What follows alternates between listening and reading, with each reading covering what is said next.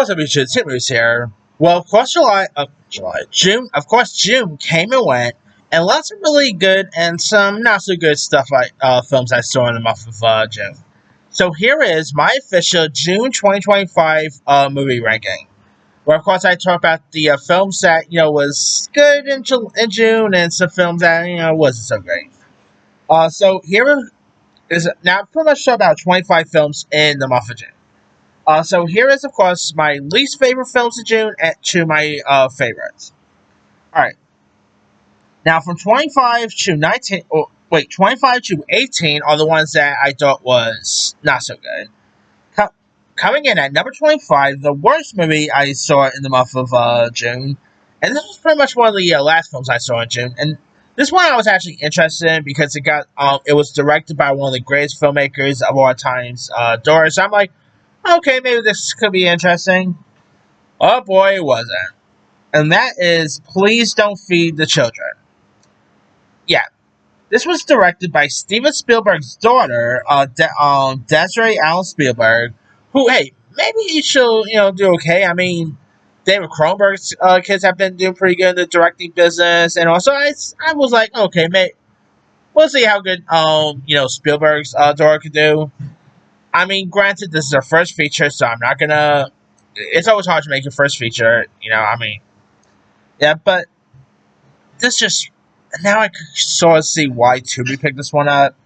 Now, if you guys don't know much about the story, it's where like a viral outbreak ravaged the country's adult population, and a group of orphans heads south in search of a new life, and deranged woman harboring a dangerous secret.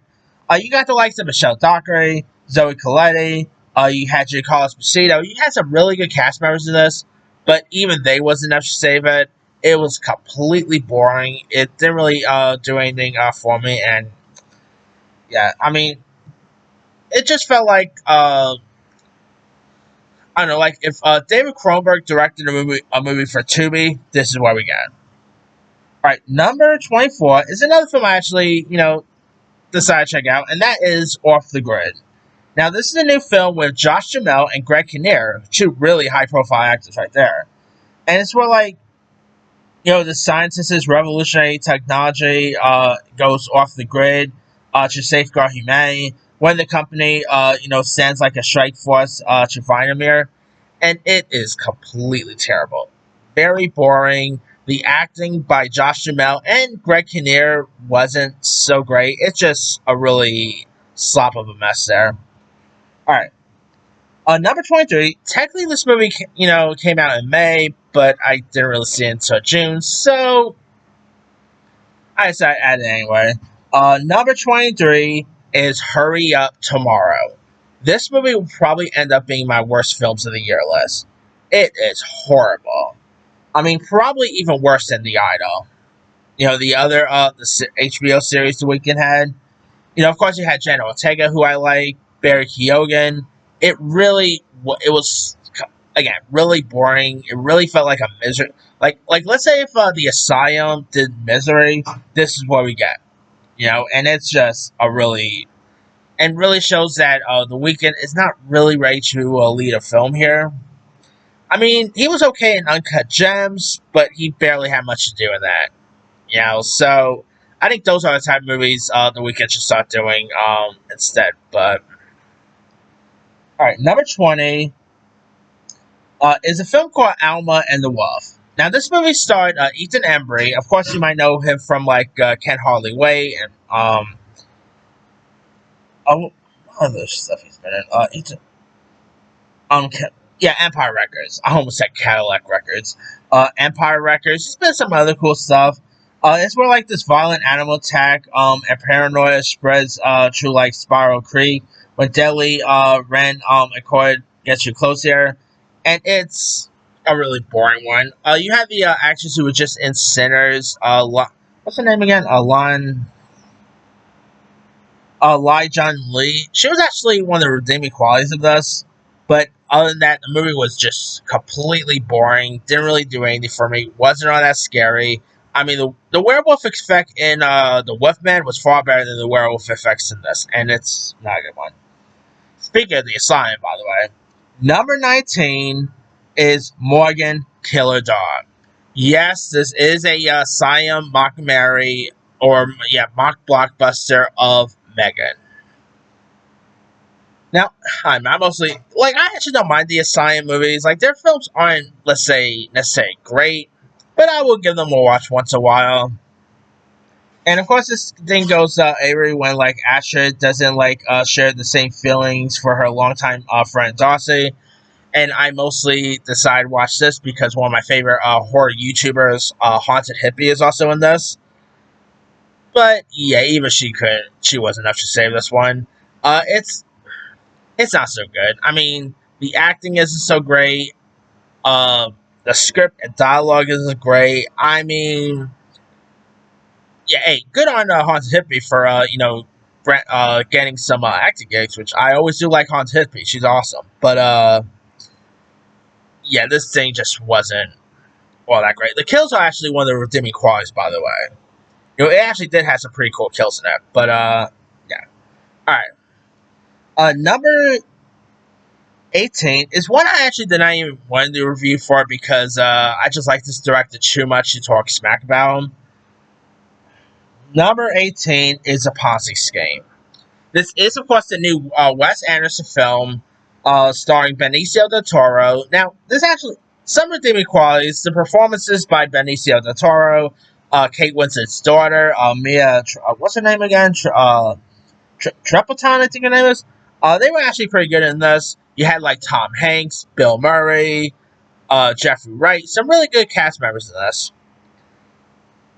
Boy, between this, that Asteroid City, I hate to say this because he's one of the best in the business.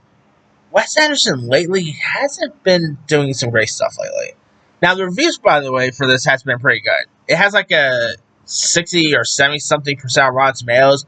The reviews are actually pretty decent. So if you guys want to give it a go, I say give it a go. But yeah, the movie itself I did not really care much for the characters. Like a lot of Wes Anderson movies, you actually do got characters you really do care for and stuff. And the characters in this I just couldn't really get into. The storylines wasn't so good. I mean, sad to say, like some of Wes Anderson's previous stuff, like the one he did with the that he won his Oscar for, that short movie on Netflix that he won his Oscar for. I forgot the name of that. That was actually okay, but to be honest, I hate to say it, but I don't think Wes Anderson has done a movie that I quite really enjoy since Grand Budapest Hotel. I mean, it's been that long. It's a shame too, but I mean, I would love to see Wes Anderson like go outside his comfort zone. Like SNL did a parody of Wes Anderson directed horror movie. I know that's just a parody and whatever. Oh my god, I will give anything to see a Wes Anderson directed horror movie. Like Wes Anderson, I would love to see him one of these days get outside of his comfort zone and do something like a horror movie. That would literally be killer. Who knows if that'll ever happen, but hey, that would be something cool for Wes Anderson to do. Like, try to get outside of his comfort zone, and try to do maybe like a straight up action, maybe a horror or whatever. But who knows? Alright, now these are the films I actually did quite enjoy. Number 17 is I Don't Understand You, which is a new film starring Big Mouth co-stars Nick Kroll and Andrew Rannells, who Andrew Rannells, by the way, is also has been like the Yu-Gi-Oh series, which I bet a lot of people always forget about. He actually voiced characters like Mako, Noah, and all. So I have a little soft spot for Andrew Rannells there. And of course you got Nick Kroll. I mean, these two I really quite like both Nick Kroll and Andrew Rannells. Both of them are always great. This is actually a pretty fun little film. This is, of course, where, like, Nick Kroll and Andrew Rannells plays, like, this American couple on the verge of adopting, tries to reconnect during vacation, and, of course, their fears and relationship problems during to board itself. And it's actually a pretty fun little horror comedy here. The chemistry between Nick Kroll and Andrew Rannells are both really good. You had Amanda Seyfried, who doesn't really do much in this. She's actually the person who's having their baby, really. And I really quite like seeing Amanda Seyfried here. It has some really fun kills to it, too. It is a really lot of fun worth giving a go. All right, number 16 is Titan, uh, the Ocean Gate submarine disaster. Of course, this is about the Ocean Gate Titan tourist submarine that exploded in like that pretty much imploded in 2023. I remember reading the news about this. Like, obviously, I was doing Yankee Stadium at the time, and boy, this news will be on the TV like tons of times. So I've yeah, it's safe to say I've saw so much stuff about this one. But it was an interesting, like a really tragic story, if you will. And I thought the documentary was really intriguing. If you guys haven't seen it, I say give that one a go. All right, number 15 is Frozen, the hit Broadway musical. I really wish more Broadway shows do this. Like, have like a live recording of their Broadway shows and, release it as like a feature film and stuff. They did that with Hamilton, not Dear Evan Hansen, Come Far Away, I think it was. They did that there. I think they did it with Heather's too, if I'm not mistaken. I would love for them, like more Broadway shows to continue doing this because let's be for real, not everyone could afford Broadway shows. They are not what you call cheap. Like I did, I actually sold Broadway tickets when I was in Times Square, like in Times Square years ago, and I saw some of the prices, and yeah, ain't no way I'll be able to afford none of them tickets. So I would love for them to actually start doing that Wednesdays. Like I would give anything to see a Book of Mormons, like do that with Book of Mormons, or even the Mean Girls one. And the Frozen one, by the way, Samantha Barks plays Elsa, and she is great here. I mean, she really played the part of Elsa perfectly. The actress who plays Anna, Laura Dawson, I think her name is, she was pretty good. I thought the live stage show was excellent. To watch it, it's a really well worth a go. All right, number 14 is Dangerous Animals. Of course, about this saving a free spirit surfer who is abducted by a shark obsessed serial killer played by Jai Courtney. And this movie is a lot of fun. Jai Courtney is great in this. Really has a little bit of like the same premise as, let's say, Shark Night that came out like back in 2011. I mean, I still think Shark Night is a better film, but this movie is still a lot of fun to check out. Jai Courtney was really creepy here. Hassie Harrison, I think her name is. She was on that show Tacoma FD. She was really good as a female lead. Really fun film worth giving a go. All right. Number 13 is another Predator movie, if you will. Predator, Killer of Killers. The Predator animated film that I know was pretty fun to watch. Really entertaining. Love the animation style. Definitely gave me a good hold up until like Predator Badlands comes out. It's a really well worth a watch there. All right, number 12 is now 12 and 11. I have two other documentaries that was really excellent. Number 12 is Sally, which is a documentary about Sally Ride's groundbreaking journey as the first American woman in space, and it's really heartbreaking here. Really showcase on who Sally Ride was, and she actually didn't even come out until like Sally, because throughout she lived through like the 70s and stuff. She actually didn't really come out until like years later, because she wasn't really sure if like she'll be able to still like become an astronaut if she was gay and all. And it's a really heartfelt documentary.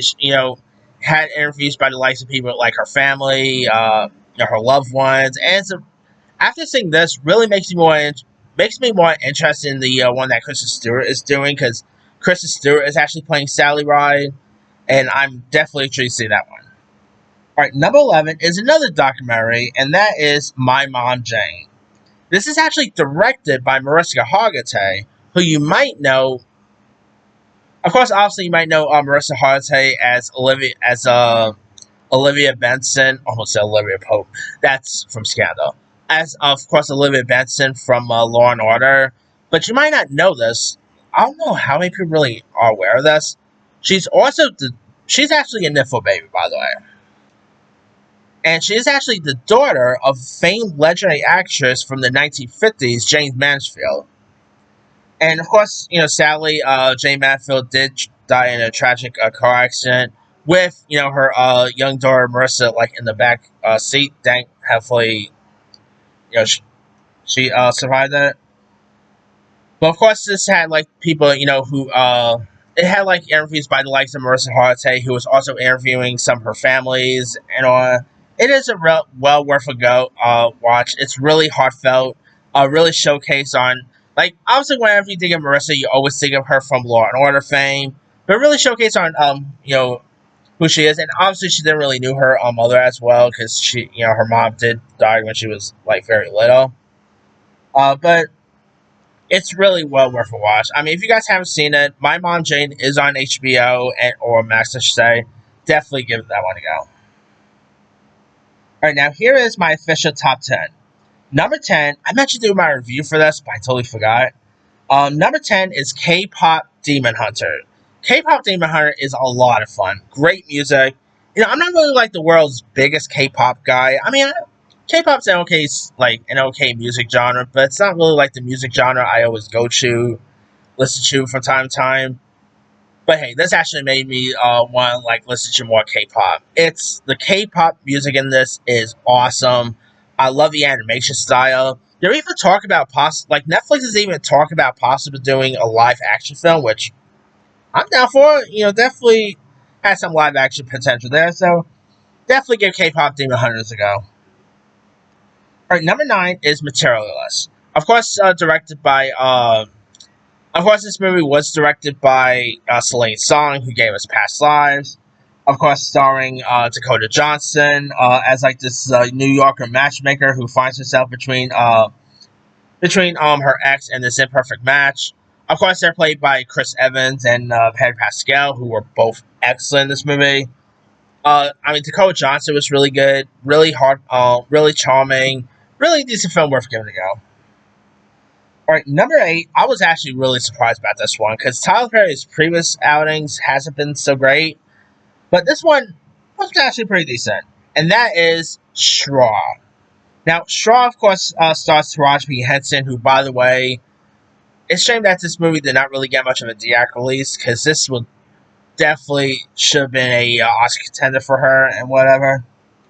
This, of course, stars Taraji P. Henson as like this as a single mother who's on a breaking point and into a shocking past depression, and she ends up accidentally pretty much robbing a bank and stuff.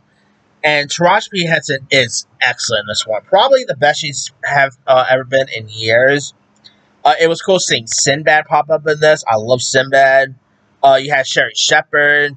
Really excellent. Like, probably one of Tyler Perry's, maybe one of his better movies that is not named Medea. It's really, it's definitely, you'll definitely need some tears while you're watching this. It is really a heartfelt. Henson was great. I mean, well worth a go. Alright. Number 7 is Ballerina. I thought Ballerina was a lot of fun. Of course, obviously, ain't no one wants to go see it, but Ballerina I really found to be entertaining. Ana de Armas was great. Keanu Reeves popping up back as John Wick was great. The action was terrific. Probably one of Len Wiseman's better movies in recent years because just like Tyler Perry, Len Wiseman hasn't really put out anything watchable in recent years. Probably one of his better stuff. It was beautiful to look at too. I mean, a really good flick there. All right, number 6 is of course 28 Years Later. 20 Years Later, I thought was like the reviews has been good, but some of the audiences hasn't really been appreciating it. It's unfortunate there. But I really thought 20 Years Later, definitely much better than most audiences are making out to be. I mean, I think it's because of the ending, but you gotta, understand the ending sort of like leaves a film opening for a sequel, which obviously we're getting the second part. So I feel like if you did not knew that there was a second part coming, that ending probably would be a little disappointing. But since I know that there is a second part coming, it wasn't really that disappointing. So, yeah, but I'm definitely looking forward to check out Bone Temple when that comes out. All right, number 5 is of course How to Train Your Dragon. I thought this movie was really excellent. I really love the scenery. I still don't know if it's as better as the animated one, but I still thought it was excellent to check out. Mason Dames was great. Nico Parker. It was really beautiful to watch. Really decent film worth giving a go. All right, number 4 is Life of Chuck. The Life of Chuck was, a really excellent one. I mean, still interesting to see Mike Flanagan branching out and directing a non-horror, and I thought Mike Flanagan did a great job with this.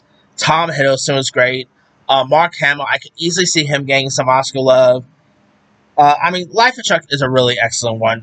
Really, pretty much, of course, like the story of an ordinary man, and actually is told through his life backwards rather than forwards. Tom Hiddleston was great. Jacob Tremblay plays like the younger like the teen version of Tom Hiddleston. The other actors who played like the younger Tom Hiddleston was good too. Really well worth a watch. Check out. All right, number 3 is Elio. I thought Elio was a really fascinating film. Of course, ain't no one wants to go see it, but it is what it is. It's a really charming one. Really great animation here.